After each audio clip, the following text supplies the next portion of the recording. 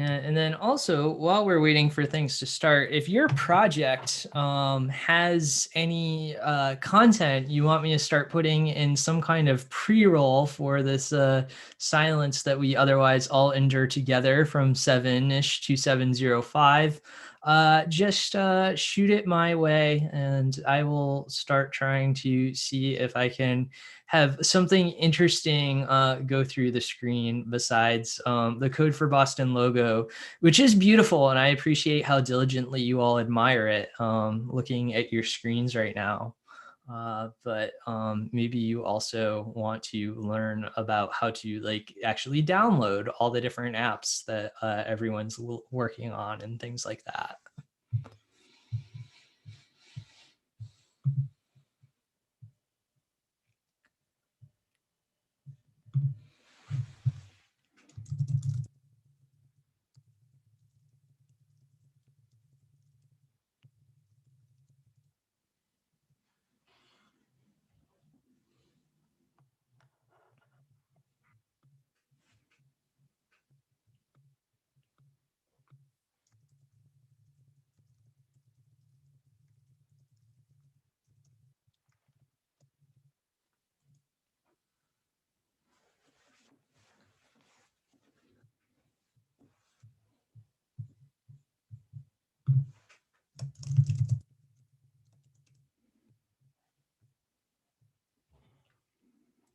All right.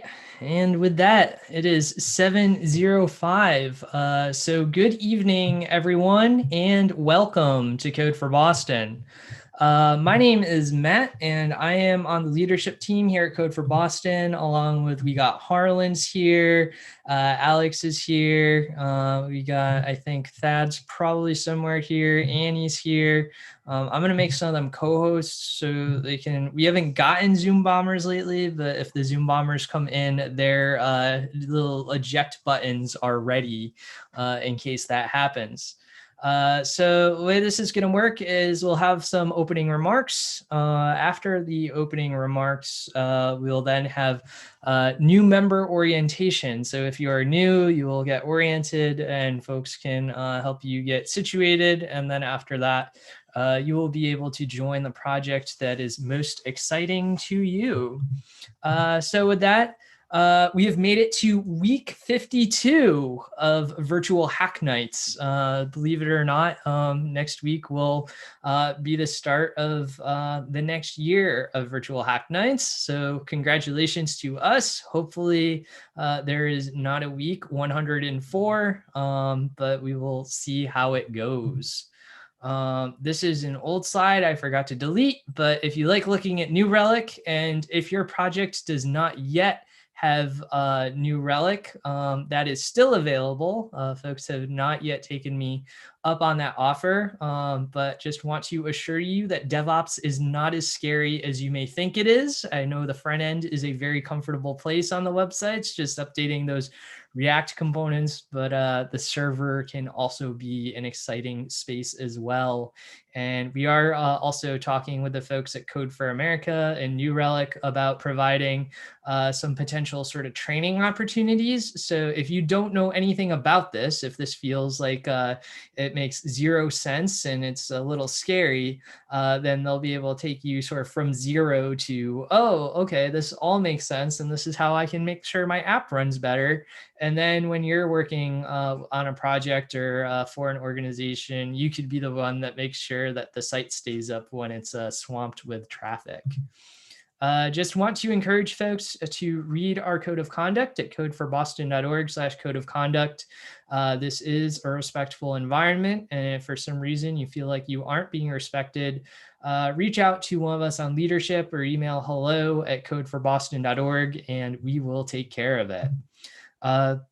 Also want to encourage folks to connect with us. There's a whole bunch of ways to connect. The most exciting is probably our email newsletter. It comes out on Wednesday mornings. I write it, so sometimes it's more exciting than other weeks. And then I usually include the project updates so that folks can get that without having to go through the entire YouTube video for it. That being said, get some friends to subscribe to the YouTube channel, and then that way our YouTube traffic can grow. And also want to encourage folks to RSVP on Meetup. Meetup is how a lot of you found out about our community. Still a good way to boost us in their algorithm and help other folks find out who we are, is just to go there. Also, I keep the latest Zoom link at codeforboston.org/room/CFB. So that's the best way to bookmark and stay current with whatever the Zoom room is. And if you are in the Zoom and YouTube, but not yet in Slack, slack.codeforboston.org should get you there. I believe I have finally fixed all the issues with that. We are a nonprofit, so codeforamerica.org/donate to a brigade gives you a place you can insert your credit card and make a donation to support our efforts. Since most of you are volunteering, we do appreciate that some folks are still donating as well. That's awesome.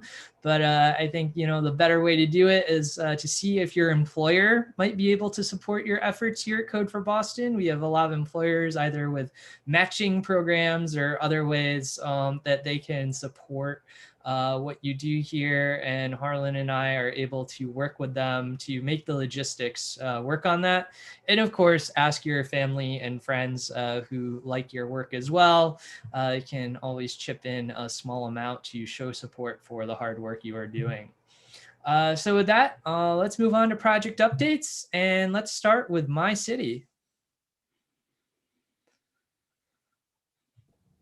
Hey everyone. I believe we took last week off.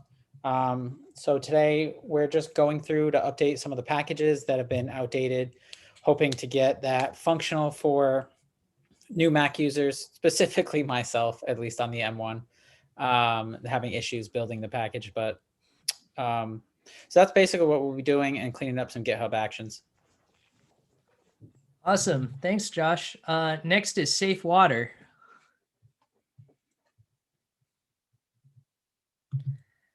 We're not meeting tonight. All right. Job Hopper. Hello there. So last week we did some training. We've been at this late in the project is still very helpful. Having some new people come on board, they're doing some useful work. We're working at getting that ONET database connected and still resolving issues around our tree map. We have several items to discuss this evening about the tree map and about smart searches and how much we can do for the client at this point.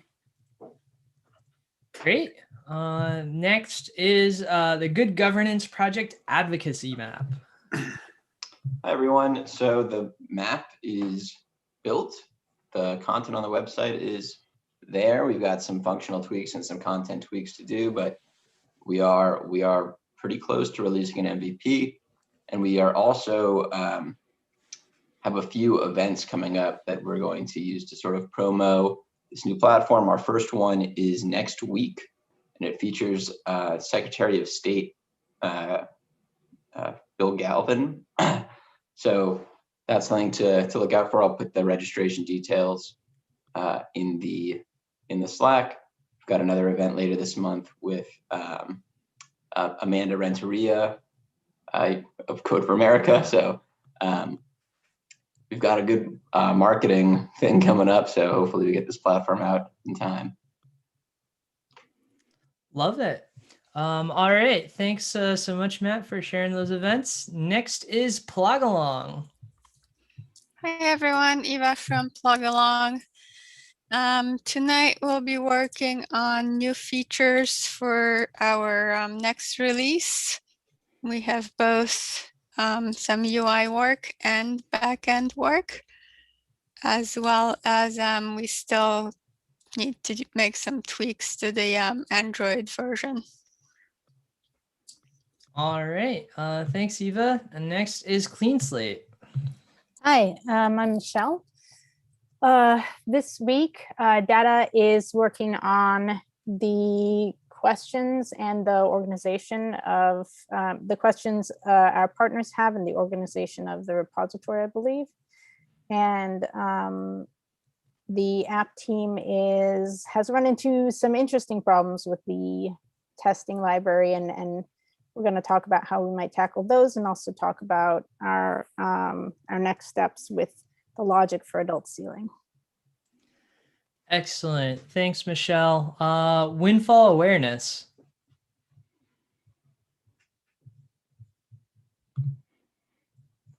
Going once, going twice. All right. We got police data trust. Daryl, you are muted.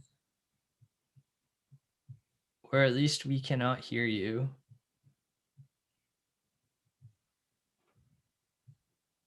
All right, we're gonna give Daryl a minute. So John, do you want to give an update on the Vaccinate MA, or if John's not here, then Harlan can go. Yeah, do you want to go, Harlan? I'm happy to keep working.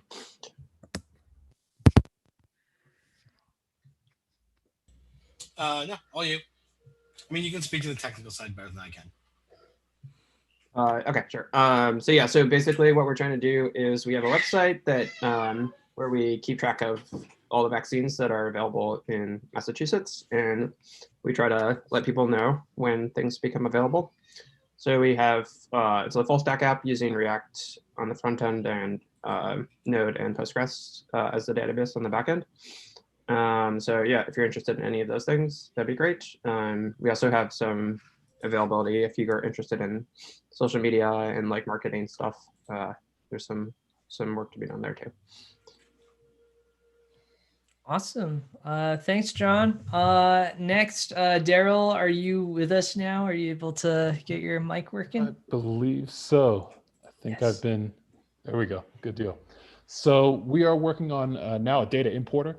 So this is like a CSV importer for getting mass amounts of data into the database, as well as so producing that API. And we have a schema that we'll probably start adding another layer to. So kind of in the process of getting different data sets condensed into one schema that will work for all of them. So we're going to be adding another layer to that tonight as well.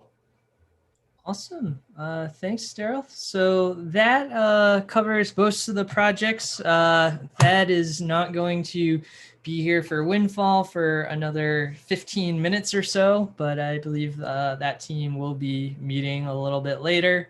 But anyways, if you know what project you want to be in, feel free to head out and get working. And new folks staying here, Alex and Annie will be giving you an amazing orientation. So get excited for that. Thanks so much for dropping by, everyone, and happy hacking.